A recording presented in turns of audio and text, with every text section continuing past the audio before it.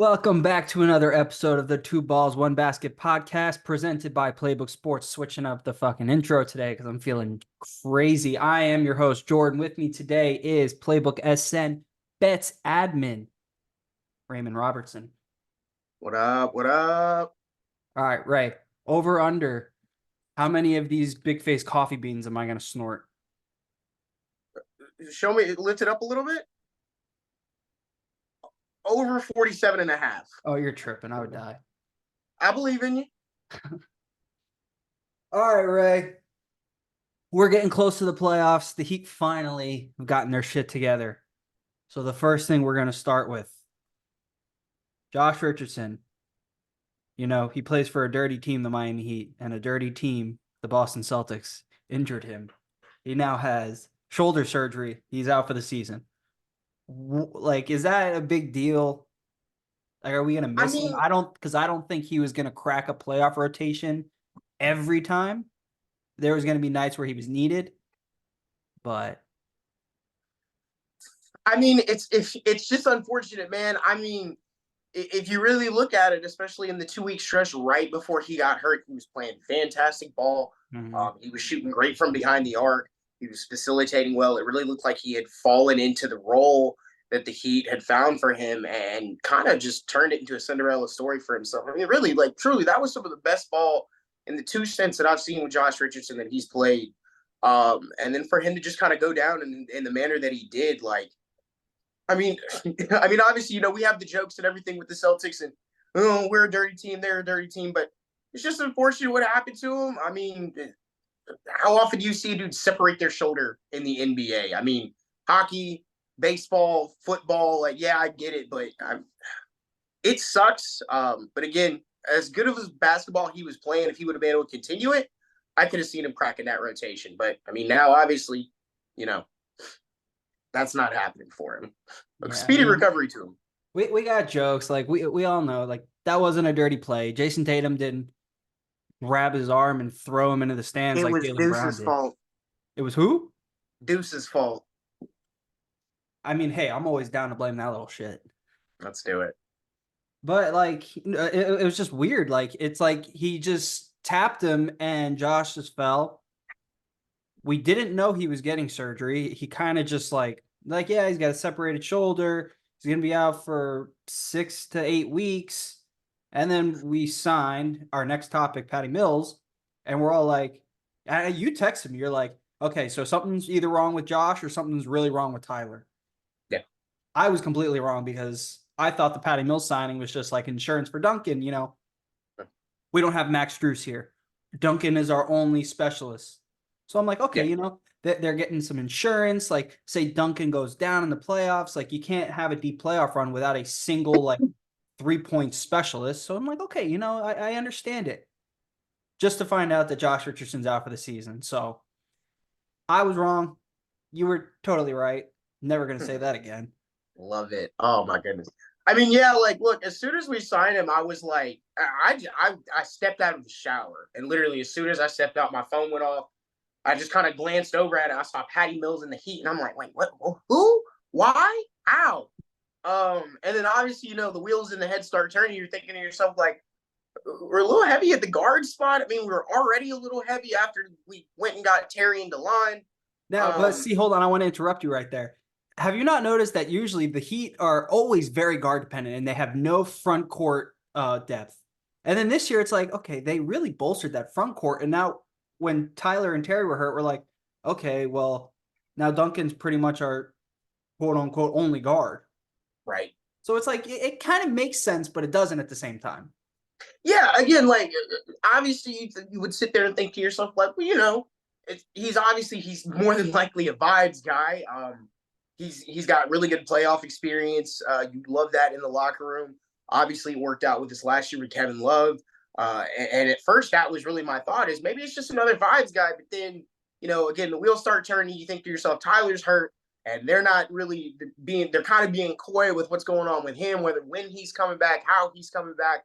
And you hadn't really heard a whole lot about Josh other than literally him getting on Twitter and somebody being like, dude, we don't care about soccer. What's wrong with your shoulder? And he just responds, my shoulder hurts. And it's like, okay, maybe That's great. I can't imagine, just out of socket. Nah, it's Yeah, not gonna hurt. what? Like, don't be a pussy. Yeah, but then so he again, like you start to think about it, and then again, we're kind of going back and forth to say, well, maybe somebody's hurt. And honestly, in my head, I'm thinking to myself, Tyler might actually be, because as coy as they're being about this kind of seems like the logical guy. Patty's technically a point guard. He can shoot the ball at a higher rate from beyond the arc, just kind of in the same stretch as Tyler. Obviously, the athleticism and the age are two things that don't agree with each other in Patty Mills right now. But I mean, that was my thought process. And then, we win a game, and it took 30 minutes post game for them to be like, by the way, Josh Richardson is having season ending surgery. And it's like, okay, Patty makes a whole lot more sense now, because now you're no longer, obviously, you're not overwhelmed at that position. We had been bitching and screaming about the Drew Smith thing for a long time, and they kind of just killed two birds with one stone and said, all right, well, Josh, go ahead, get the surgery. Drew, thank you. Your services are no longer needed. Again, you add a veteran who has deep playoff experience. We have seen it firsthand. We know he can shoot the ball at an efficient rate, both in the playoffs and in the regular season. And again, he's just a break in case of emergency guy, but a solid one to add, if you ask me. Yeah, Kevin Love, he said that, somebody said it the other day. Kevin Love pretty much pitched him. He's like, the Miami Heat get the most out of these older veterans. He's like, this is the place you want to be. And he was like, okay. Yeah. And I think this signing is, I think whether or not this whole first and second apron thing, the way that it determines who you can get on the buyout market, I think the Heat were definitely going to be looking at guards. And I think that him being the route they chose in particular is solely because of they're over the first apron, and you can only afford a certain salaried guy. Yeah. Like if you're cut, there's a certain amount of money that you have to have not made, I guess, to be able to fit within our salary cap. I don't remember the exact specifics of it, but the more money you make, the less likely you are to get bought out and then come play for the Miami Heat at this current point. That's a Harry thing. When Harry listens to us, I'll have him fucking quote and explain it to us. Please and thank you, Harrison. But yeah, see, like the reason I didn't think it was Tyler is because with the Josh injury, he kind of like got hurt, and we hadn't heard anything from him or anybody. Yeah. But when Tyler got hurt, the other day, I think it was Ira tweeted, yeah, Tyler addressed the injury, said it's not his knee, it's the foot issue he had. I don't know if it was the beginning of this year or last year. It was the foot issue. They're being very cautious. They want him to be 100% for a playoff run. So it's like, okay, you got that validation from Tyler. You didn't get anything from Josh. So it makes sense in that case. I mean, for me, it's if you want the truth again, like, yeah, they keep saying these things, and then they're like, we want him to be ready. We want him to be fresh. And it's like, that's cool, but like, usually they tell you this much. He'll be reevaluated in 2 weeks.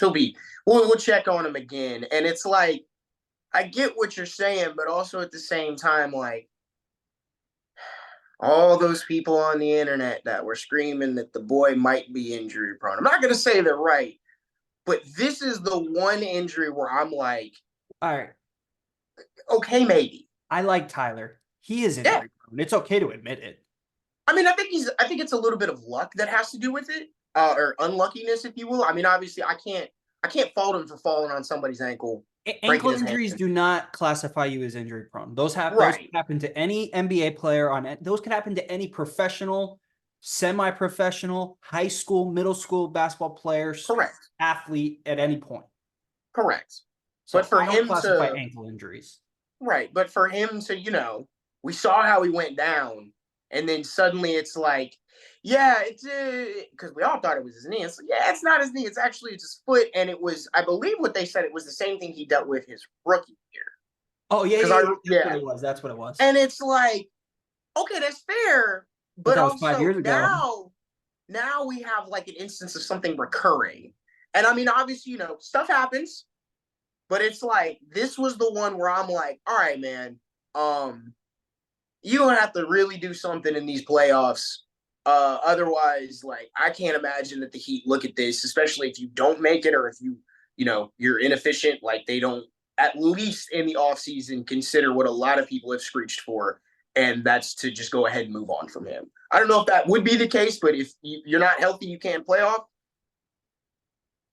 I don't think it's going to be the case, and he needs to have himself a good playoff run. Oh yeah. And let's put it this way: a deep playoff run for Tyler is not going to change everyone on Twitter's minds that want him gone, don't like him, think he's a whatever. It'll help though. Oh yeah. Like, say one time he just decides he's like, you know what, I'm gonna clap back. He could be like, well, I just averaged 30 this postseason. So what's your excuse now? Boom, you got that. All right. Congratulations. We'll see you when you do something stupid again in a couple months. I think at this point it's just efficiency for him. Like, dude, if you go out there and give me 18-7 and it's on 54% shooting, I don't care. Hot diggity. You know what I'm saying? Hot diggity. Great. Wonderful. Good job, son. That's what I needed from you. That's what I asked from you. I'm gonna add a topic, and I've brought this up on I think on the last 3 or 4 pods. You had to put one on the bench. Terry, Tyler. Which one is it? And why? Terry. Thank you. You're the only one that's agreed with me. I mean, it logically makes the most sense. Let's even remove, like, you can just take the ego shit and you can remove it outright. I mean, I brought this up a couple times in some of the spaces where I said, I don't think that Terry and Bam's chemistry is there. I think Terry is the fastest point guard that Bam has ever played with. And I think that for them to gel together, it is taking either longer or maybe it's just not something that works. I don't know. But obviously they've told you 1,000 times. They tell you every offseason what they're going to do, and they were going to start Tyler. But at this point, it's become so apparent that you almost can't not start Duncan, or at the minimum, Jovic has to play that. Like, you look at it and you go, well, I mean, obviously, and I hate even saying this, but in the moments where not Terry, but Bam got hurt in that last, I'm sorry, my cat is losing his mind. Obviously with the one sleeping behind you. Well, yeah, they're asleep. They're being good right now. Must be nice. But when Bam got hurt, I thought that was the first time where I saw Terry get on the court with a bunch of guys that could space the floor, or at least were allowed to shoot threes, obviously, because Orlando was out there with them. But in that instance, that was where I was like, oh, this looks pretty good. He's able to get in, like, deep into the paint on his own with a couple moves and a pick and roll here and there with some guys that can shoot, go out and pick and pop instead of rolling to the basket.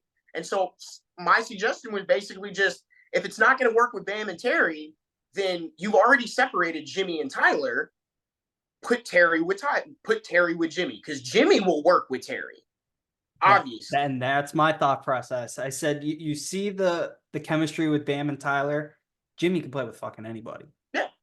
So, like, Jimmy, we sent Kevin Love, Haywood Highsmith, Caleb Martin, and a Duncan out there.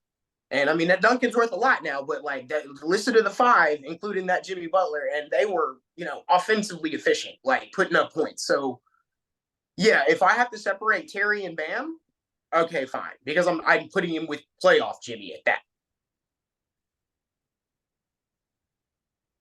So let's address Terry. He came here and I think fans need to understand a little bit. I think he was averaging 24 points per game. There was no way in hell he was coming here and he was just going to pick that up. Absolutely not. He's got to change his game. This team is night and day better than Charlotte. We don't need that from him. It would be nice to add to what we already have. It would fill a hole that we've had for the last, 2-3 years. Are you worried about Terry? I know the last 4 or 5 games, he's starting to pick it up. Shots starting to fall later in the games. He always starts slow, and I know that because I always take him to score the first basket, and it keeps fucking me, and he owes me a lot of goddamn money. It's always Nico or Bam, dog. It's always Nico or Bam. If you're going to pick the Heat to score first basket, it's Nico or Bam. Just watch. They run this. I'm feeling this fucking plus 950, plus 1,000 odds. You get a smooth 700 with Nico, because no one expects my Serbian nephew to be able to score the first basket, but they run basically the same 3 actions. One of them is a pick and roll to Bam, one of them is a pick and a dump pass to Bam, and then the other one is basically Jimmy pick and roll that ends with him running underneath the basket and kicking it out to Nico, who's standing in the corner. That's been basically their opening action for at least 5-6 games now. Since every time Nico comes in the lineup, it's one of those 3 starting actions to get the game going. But if am I worried about Terry? No, because I think there's a lot of context that people are missing, just like you're talking about. Obviously, Charlotte, it's empty calories. It's dudes that don't like the franchise does not want to win. He talked about it.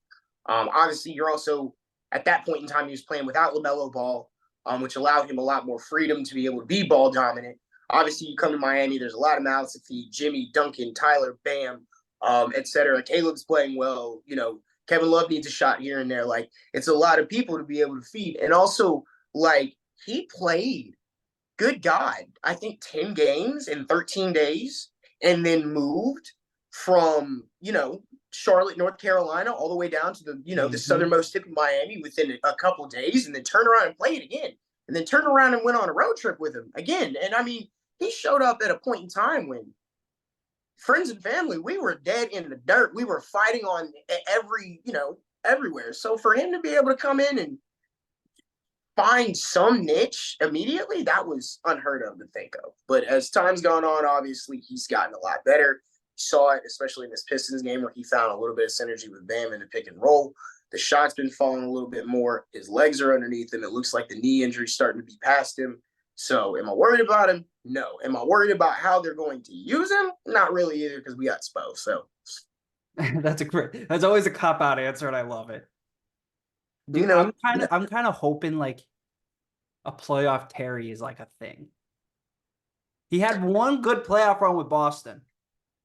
It's inevitable that he's going to run into Boston again. We're going to catch them in the conference finals, and we're going to beat that ass. Mm-hmm. So I'm hoping, playoff Jimmy's got his moments, and then, when he takes that series off, which he always does, he always has a dominant first series, and then he sits back. He's like, okay, I did this. What are you guys going to do now in the second series? Or Josh Hart baseball slides into you, whichever. Well, yeah, that too. Oh, God, I hope we don't run into them because he's going to try that shit again. They're falling apart at the seams right now as it is, man. The only thing that worries me about Terry is finding the consistency with the three-point shooting. Inside the arc, everything's money, butter. Yeah. It's as soon as he takes one step outside the arc, the Denver game, which wasn't really fair. He was probably it was a lot of games. He was just coming back from the injury. I'll blame the altitude because I'm going to defend him because he's my player. Oh, it's cop out, but it's six Denver or seven air balls. Every time he shot a three was an air ball. That's like unheard of. That was someone averaging 24 points per game. Yeah, that was it was rough to watch. But again, man, like the 3-point thing, it's funny to me because if you watch him, I think it was, I don't remember who it was who brought the stat up, but as a catch and shoot spot up shooter, he's not that good. It's really weird. He's actually one of the few guys in the shooter. Yeah, and not even on the move. It's some off the dribble nonsense. That's really what it is. If you notice, so a lot of the 2 threes that he made last night, or the 3 of them, I think 2 of them were like real heavy step backs, and then the third one of them was basically he came around off of a curl and got the ball in movement and was shifting to his left as he was like rising to shoot. Like he was still in movement. So like Terry's one of those guys that knows how to make a difficult shot. That I will never take that away from that dude. And he gets up on his shots. Like some players, like Jimmy barely jumps on his. Terry tries to follow a SpaceX rocket. Oh, the step back that he takes, man, it's a 2K step back, man. It is legitimate how hard he steps into the ground to bring his momentum backwards. The only thing with Terry that I like wish he would get to more, and I finally saw him do it once. I'm begging this dude to use the backboard. Like, for God's sake. Are you talking about on like the little floaters? Brother, lay the ball. If you're gonna get that close to the rim, please use the backboard. You would make at least 3 more a game if you would in the square, brother. He does not get a lucky bounce, lucky roll. Like them bitches fucking roll right off to the other team. And he had some too that were like, especially when we first got him, it was like, all right, this isn't even like, he's not even missing. This is just the ball is like, I'm not going in. He had one that did the literal roll, roll, roll, roll, roll, and then out. And I'm like, okay, okay, fine. I'm sorry. I don't know what else to tell you. Try again tomorrow. But it's okay. Again, the shot looks like it's falling. It looks like he's kind of found his spot within the offense. And that's really the most important part. And I think, too, he talked about it where he said, look, I'm not opposed to change my game to win. Like, I understand why they brought me here. I want to win. I like So, that. yeah, I love it. It makes me, like, cool, awesome, because, like, it's the thing. Everybody talks about it because we can bring the ego thing back when we talk about Tyler and Terry and who you start. Suddenly I can just look at Terry, who has obviously just told me to my face, hey, I'll do what you need me to do. Okay, cool. I might need you to come off the bench. And that's not because I think this person is better, this person is better. I just think that I can make a lot more happen with one of you there. And right now, I need it to be you. And I think he will accept that. Like, I don't think it's a big. You know what's the craziest thing about like starting and coming off the bench? You know that if you win a championship, both players still get rings, right? Oh, it's the greatest. I don't know if that, like, just clarifying that, like, you heard it here on the Two Balls One Basket podcast. Whether you start or come off the bench and win a championship, you will still get a fat fucking ring worth more than anything you could ever imagine. I mean, I will say this much: there is a difference in the way that teams view you as a starter compared to a 6-man guy off the bench. And I mean, obviously, like, I'll say this much: I think there are ways that you can make Tyler work within our starting lineup. I mean, obviously, they're fixing to force it down our throat anyway. But like, there are different teams, there are different constructions. Tyler's a starter. Like, it's not. It's this really weird thing where it's like, Tyler is a starting level player. Oh yes, he's a starting caliber player, and it's just one of those things where it's like, oh, you need to come off the bench right now, and it makes sense in like a schematical thing, but like at the same time, it's like, but look how good he is. Why are we bringing him off the bench? But like, here's the best part: in the grand scheme, it matters who closes. As far as I'm concerned, I was just about to say, I've played lots of basketball in my life. I didn't start at all in high school, but I finished every game. Yeah. I didn't give a shit because I was in the game when it mattered. Yeah. Like, down the stretch, like, if Tyler's the one that's in the game, then so be it. If Terry's the one that's in the game, so be it. I mean, it doesn't, like, somebody asked me this because they were like, Ray, how come you never have like super hot takes in the spaces? And I'm like, because I don't really, all this stuff is, not to be rude, like, it's kind of extra because, like, I just want to win. Like, I don't care. Start Thomas Bryant and Orlando Robinson together. If we win a championship, I mean, obviously it's not happen, but if that was the case, what do you mean it's not going to happen? Now we're bringing it up tomorrow. Oh Lord, I don't know. Not like that. Not like that. I mean, look, again, like, I don't care who starts. I don't care who scores 50. It'll be fun to watch. I'm ready for the playoff run, but in the grand scheme, like, I just want to win, man. Like, we've been doing this for 4 years, going on 5 years now, and it's like, we done been there and like seen the freaking mountaintop and just couldn't. The last few steps, we just couldn't get through them, and it's like, we're almost there. We're almost there. You even look at the team this year compared to years past, and you're like, they're playing well. Obviously, there's a little bit of health issues, but everybody's going through that in the NBA. And if you can just, a couple things fall together, get a little bit of health beside you, playoff Jimmy does what playoff Jimmy does, man, I want to win. So I don't care who starts. I really don't. I don't care who closes. I just want to win. While we're on this topic, playoffs are coming like in less than 20 games. So seeding is starting to get a little important. You know, we want to stay out of the play-in. The 1 or 2 seed, completely unattainable. We are not getting them. What seed do you prefer? Like, which route in efforts to win a championship? We're not even going to worry about getting to the championship because it's a different story once we're there. Right. But the route to get there, which way would you like to go? I mean, we saw last year home court doesn't fucking matter to this team. I mean, and you're only getting home court if you get 3 or 4. And I mean, look, I'll be real with you. I don't think that there's a catastrophic enough fall for one of the people that are above us for us to just kind of luck into a 3 spot. I genuinely believe that the best we can do is a 4, and I think we're probably going to end up in reality as a 6, just outside of the play-in because they don't really care. But also, I think if I remember the seedings and all that, the 6 is the one that's basically going to run us.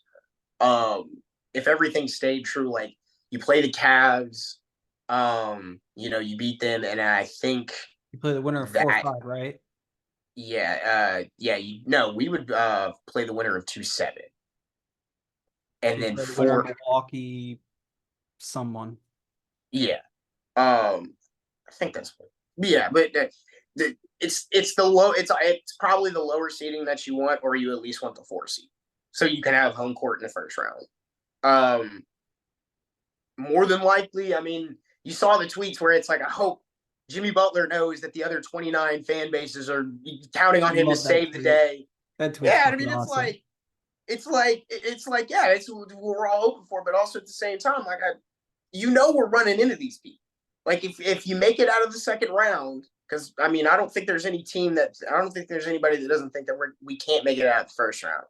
But I mean, depending on the matchup and stuff, you make it out of the second round, you're running into them.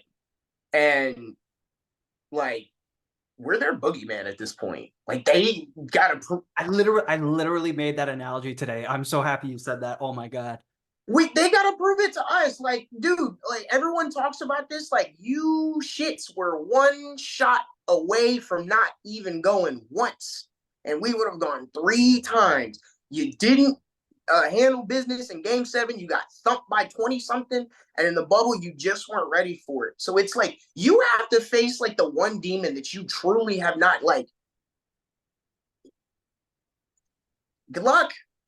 Like, you have no reason at this point not to. You on paper have the better team. The only thing you genuinely don't have, if you want the fucking truth, is Jimmy Butler, the best player in an egotistical sense, in Jimmy Butler, and you don't have Spo. But like after that, schematically, you have the better roster, top to fucking bottom, man. So like, if you don't win this shit with your little 60-something games that you're gonna win, Jason, Jalen, oh my god, this MVP shit that you sorry people keep pushing on my head. I'll never let anybody live it down. Hey, Jason Tatum could win the MVP for all I care, as long as they're getting booted. Dude, look, I want to talk about this for a second. I want to say this. I hope I have time for this. Do we have time for this? Probably go. I'll let you know if we do. All right, cool. Look, man, I just want to talk about this. The Celtics fan base, as well as the NBA national media, is disgusting. The first thing that they did is they forcibly tried to tell us that Derek White deserved an all-star appearance. I'm here to tell you that they swore. So you tell me this, in which you're going to sit here and tell me that a basically, super role player is going to win a popularity contest. No. What, a year prior, you were gifted a DPOY that your shooting guard did not deserve because the guy that probably should have got it didn't qualify for the shit.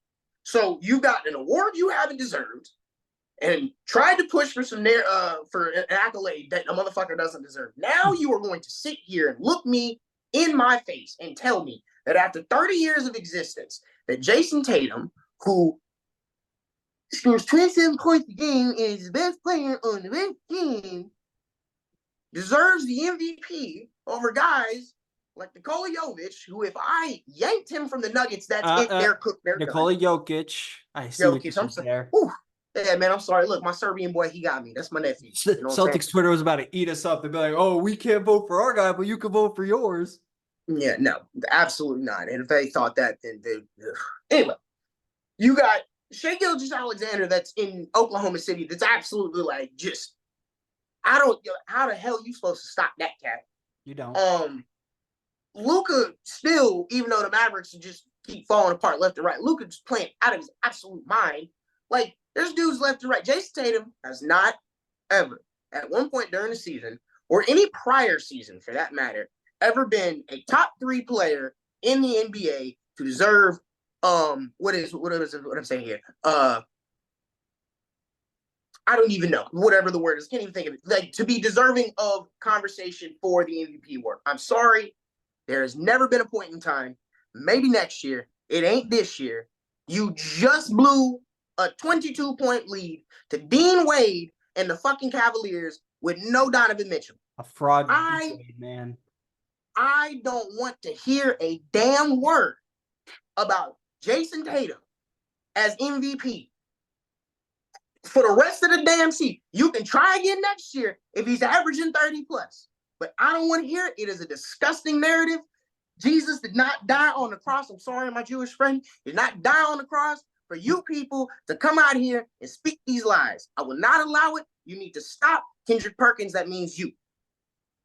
Yeah. We didn't put two triangles together and make a star for this bullshit either. I can't do them all, but all right, you're good. You're good. I see what you're doing. Ray, that was a nice tangent. That was perfect. Thanks, buddy. All right, so to really sum up what you just said, fuck Boston, fuck Jason Tatum, catch you guys in the conference finals. That's the route I want. I want to do everything I can to avoid the Boston Celtics until the conference finals for two reasons. The Boston Celtics conference finals are fun. And two, I just don't want to play them earlier because then they're going to tire us out for our conference finals. But that's all I got. So, Ray, is there anything you want to say before I let you go? Oh, man, I just want y'all to know, David, if you're listening, fuck the Raiders. Joey, get us out of here. You're not even Joey. Jimmy, get us out of here.